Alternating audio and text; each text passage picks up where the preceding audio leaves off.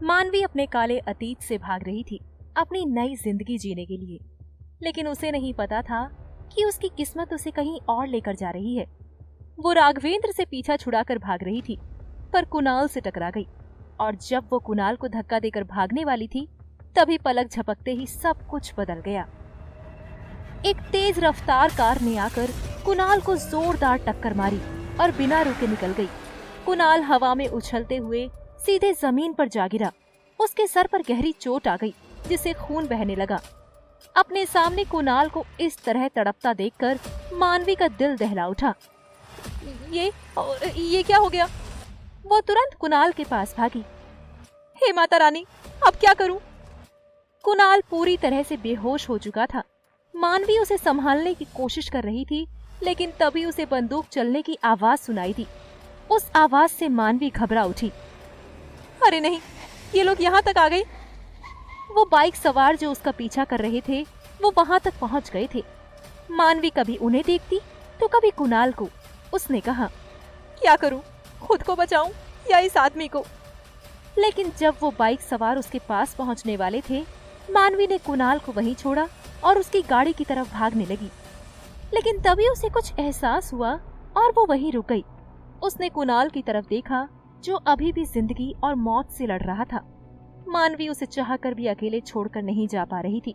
उसने गहरी सांस भरते हुए हिम्मत बांधी। अब जो होगा देखा जाएगा, पर मैं इसे इस तरह मरने के लिए अकेले नहीं छोड़ सकती। इसके बाद वो तुरंत कुणाल के पास गई और उसे कंधे का सहारा देकर उठाने की कोशिश करने लगी। लेकिन कुणाल का भार इतना ज्यादा था कि वो अकेले उसे संभाल नहीं पा रही थी। फिर भी वो रुकी नहीं और पूरी कोशिश करते हुए उसे कार के पास ले जाने लगी। पर तब तक वो बाइक सवार वहां पहुंच गए थे। वो 3 लोग थे। 2 आदमी वो थे जो बाइक पर पहले से थे, और तीसरा वो जिसकी गाड़ी लेकर मानवी भागी थी। बाइक रुकते ही वो तीसरा आदमी भागते हुए मानवी के पास आया। ए चल, अब बहुत हो गया तेरा चूहे बिल्ली का खेल। अब तेरा हिसाब भैया जी ही पूरा करेंगे। कहते हुए वो मानवी का कंधा पकड़ने ही वाला था। मानवी ने तुरंत कुणाल को पैसेंजर सीट पर बिठाकर दरवाजा बंद किया और उस आदमी को जोर से धक्का देते हुए बोली, बस बहुत हो गया। जाओ, जाकर कह देना अपने भैया जी से, मानवी उसकी जागीर नहीं है। मानवी आज से आजाद है। मानवी उन्हें जवाब देकर गाड़ी के अंदर बैठ ही रही थी, तब तक वो दोनों गुंडे भी आ गए और वो मानवी को पकड़कर गाड़ी से बाहर खींचने लगे। तुझे क्या लगता है, तू हमें धमकाएगी और हम तुझे जाने देंगे? चल अभी। छोड़ो मुझे, छोड़ो। मानवी खुद को छुड़ाने की पूरी कोशिश कर रही थी, लेकिन वो लोग उसे इस काली फरारी में जबरदस्ती बिठाकर उसे ले जाने लगे। लेकिन गाड़ी में बैठते के साथ ही मानवी ने दूसरे आदमी की कमर में कसी बंदूक खींच ली और सीधे बाहर खड़े आदमी के ऊपर तान दी। क्या लगा था, हाँ? इतनी आसानी से लेकर चले जाओगे? पीछे हटो, वरना सारी गोलियां छाती के अंदर जाएंगी, वो भी सीधे। बंदूक देखते ही वो आदमी पीछे की तरफ हट गए। ए लड़की, ये बच्चों के खेलने की चीज नहीं है, वापस कर। 2 आदमी मानवी को बातों में उलझाने की कोशिश कर रहे थे और तीसरा आदमी चुपके से पीछे का दरवाजा खोलकर मानवी को पकड़ने वाला था। लेकिन मानवी ने तुरंत पीछे दरवाजे की तरफ फायर कर दिया। भूल कर भी गलती मत करना। जो लड़की राघवेंद्र को चुनौती दे सकती है, तो उसके सामने तुम लोग कुछ भी नहीं। मानवी की गोली चलते ही वो तीनों आदमी अब बुरी तरह से डर गए। मानवी ने वक्त रहते जल्दी से गाड़ी के दरवाजे बंद किए और गाड़ी के अंदर से ही ड्राइविंग सीट पर आकर बैठ गई और तेजी से गाड़ी स्टार्ट करते हुए इतनी रफ्तार से आगे बढ़ी कि सामने खड़ी उन गुंडों की बाइक को जोरदार टक्कर मारते हुए निकल गई, ताकि वो लोग उसका पीछा न कर सके। जब वो उन्हें पीछे छोड़ते हुए आगे आ गई, तब उसने अपने बगल में पैसेंजर सीट पर बेहोश पड़े कुणाल की तरफ देखा। वो दर्द से बुरी तरह तड़प रहा था। मानवी से उसका दर्द देखा ना गया और उसने अपने एक हाथ से उसका हाथ थाम लिया। मैं तुम्हें कुछ नहीं होने दूंगी, थोड़ी हिम्मत रखो। इतना कहकर मानवी ने अपना हाथ पीछे किया, लेकिन कुणाल ने उसका हाथ कसकर पकड़ लिया था, मानो कुणाल को उसकी करीबी से अजीब सा बल मिल रहा हो। मानवी का दिल जोरों से धड़क उठा। वो कुछ बोल नहीं पाई, लेकिन शायद वो कुणाल ही था जिसकी वजह से मानवी के अंदर राघवेंद्र के आदमियों से लड़ने की ताकत आई थी। थोड़ी देर बाद वो अस्पताल पहुंच गई। उसने कुणाल को सहारा देकर नीचे उतारा और बाहर से ही वार्ड बॉय और नर्स को हेल्प के लिए चिल्लाने लगी, प्लीज मदद कीजिए, प्लीज प्लीज मदद कीजिए, प्लीज। वहाँ आसपास खड़े लोग मानवी की तरफ हैरानी से देख रहे थे, और देखते भी क्यों ना। मानवी थी जो दुल्हन के जोड़े में सजी थी, और उसके साथ जो आदमी था वो खून से लथपथ था। कुछ वार्ड बॉय भागकर मानवी के पास आए और कुणाल को स्ट्रेचर पर लिटाकर अंदर की तरफ ले जाने लगे, लेकिन कुणाल ने अब तक मानवी का हाथ नहीं छोड़ा था। जब वे लोग ऑपरेशन थिएटर के अंदर जाने लगे तो एक नर्स ने मानवी को रोकते हुए कहा, मैडम आप अंदर नहीं आ सकती। मानवी ने बेचैनी से कहा, पर मैं इन्हें अकेले कैसे छोड़। कहते कहते मानवी की आवाज उसके गले में अटक गई। उसने बड़बड़ाते हुए कहा, ये क्या कर रही है मानवी, तू इस आदमी को जानती भी नहीं है और इसके लिए ऐसी हमदर्दी। मानवी के दिल में अजीब सी बेचैनी हो रही थी। उसने कुणाल का चेहरा देखा जिसमें थोड़ी देर पहले खूंखारियत थी। वो अब इतना मासूम लग रहा था जैसे कोई बच्चा अपने परिवार से दूर हो गया हो। लेकिन मानवी अब वहाँ और नहीं रुक सकती थी। राघवेंद्र के आदमी कभी भी वहाँ आ सकते थे। ना चाहते हुए भी मानवी को कुणाल का हाथ छोड़ना पड़ा। जाते जाते उसने एक बार फिर कुणाल की तरफ देखा और खुद से बोली, पता नहीं क्यों इसे भी दर्द में देखकर अपनापन सा लगा। पर मानवी, ये तेरी दुनिया नहीं है। राघवेंद्र के आदमी कभी भी यहाँ आते होंगे, तुझे यहाँ से जाना होगा। इसके बाद मानवी वहाँ नहीं रुकी। उसने जल्दी से अपनी चूनर निकाली और उससे चेहरा ढककर हॉस्पिटल से बाहर जाने लगी। लेकिन तभी उसे सामने से कुछ पुलिस वाले आते दिखाई दिए। उन्हें देखते ही मानवी पूरी तरह से घबरा गई। ये पुलिस यहाँ क्या कर रही है? जरूर उस राघवेंद्र ने भेजा होगा। अब मैं कहाँ जाऊँ? इससे पहले पुलिस की नजर उस पर पड़ती, समय रहते मानवी वहीं एक रूम के अंदर जाकर छुप गई और चुपके से पुलिस को जाते हुए देखने लगी। उनके जाते ही मानवी अपना मुंह छुपाते हुए बाहर निकली और सीढ़ियां उतरकर 30 कदमों से बाहर की तरफ जाने लगी। लेकिन किस्मत को कुछ और ही मंजूर था। उसे बाहर वो दोनों आदमी दिखाई दिए जिन्हें उसने अभी अभी डरा धमका कर भगाया था।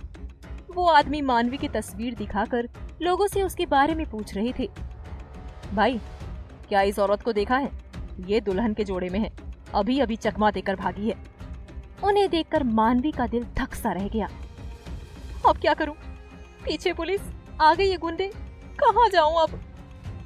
मानवी के पास वापस कुणाल के पास जाकर छुपने के अलावा और कोई ऑप्शन नहीं बचा था। वो वापस ऑपरेशन थिएटर की तरफ जाने लगी, लेकिन जब वहाँ पहुंची तो उसके पैर वहीं जम गए। सामने वही पुलिस वाले डॉक्टर के साथ खड़े थे। डॉक्टर ने जब सामने मानवी को देखा तो तुरंत पुलिस से बोले, यही तो है, इन्होंने ही तो कुणाल राणा को यहाँ पहुँचाया है।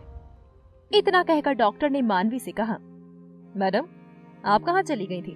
पुलिस को कुछ पूछताछ करनी थी। ये केस कोई मामूली केस नहीं है। आप जिन्हें अपने साथ लेकर आई हैं, वो जाने माने मंत्री धीरेन्द्र राणा के बेटे हैं। क्या? ये सुनते ही मानवी का मुंह खुला का खुला रह गया।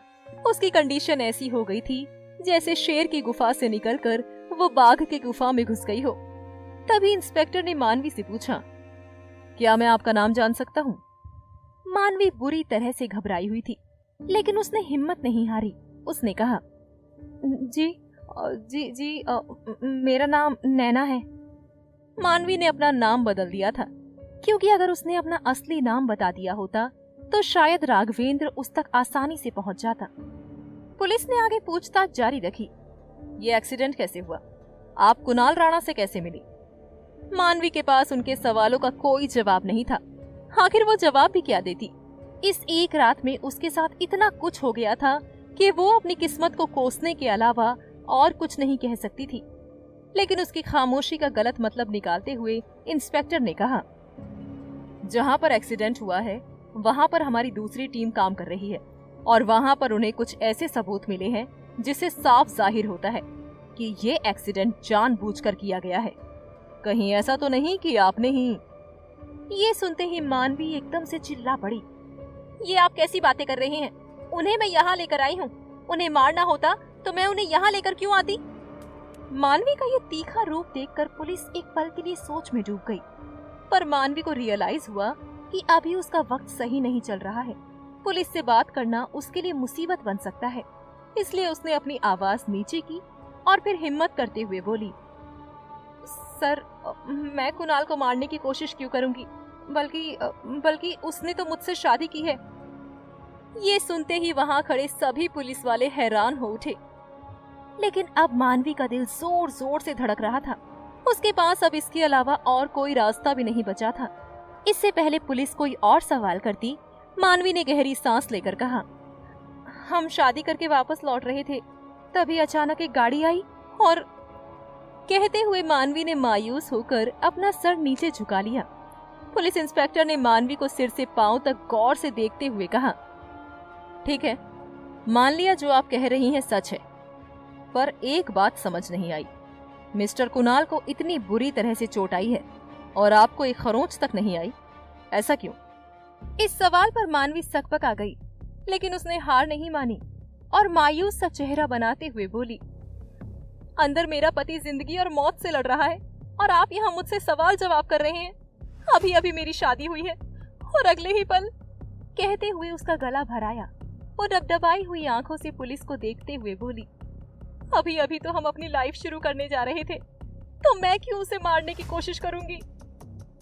मानवी को इस तरह इमोशनल देखकर अब पुलिस भी कुछ शांत हो गई थी। इंस्पेक्टर की नजरों में भी अब शक की जगह सहानुभूति ने ले ली थी। लेकिन पुलिस तो पुलिस होती है। इंस्पेक्टर ने कांस्टेबल के कान में कुछ कहा और कांस्टेबल तुरंत वहां से चला गया। मानवी उनकी एक एक हरकत को नोटिस कर रही थी। उसने मन ही मन सोचा, मानवी, तूने इतना बड़ा झूठ तो बोल दिया, अब पता नहीं कौन सा नया तूफान तेरी जिंदगी में खड़ा होने वाला है। थोड़ी देर बाद कांस्टेबल वापस आया और इंस्पेक्टर के कान में कुछ बोलकर फिर से चला गया। इंस्पेक्टर के चेहरे पर एक अजीब सी मुस्कान आ गई। उसने मानवी से कहा, ठीक है नैना जी, अगर आप कह रही हैं तो हम आपकी बात मान लेते हैं। हमने मिस्टर कुणाल के परिवार को इन्फॉर्म कर दिया है। अब जब तक वो लोग यहाँ नहीं आ जाते, आप यहाँ से कहीं नहीं जा सकती। इसके बाद पुलिस अपने कुछ कांस्टेबलों के साथ वहाँ से चली गई। लेकिन मानवी कुणाल के घर वालों के आने के बारे में सुनकर ही सदमे में चली गई। क्या होगा जब कुणाल के घर वाले आएंगे? क्या उसका झूठ सबके सामने आ जाएगा? क्या पुलिस उसे पकड़ कर ले जाएगी? क्या राघवेंद्र उस तक पहुंच जाएगा? कई सारे सवाल उसके मन में अब उथल पुथल मचा रहे थे। आगे क्या होगा जानने के लिए सुनिए प्रतिलिपि FM।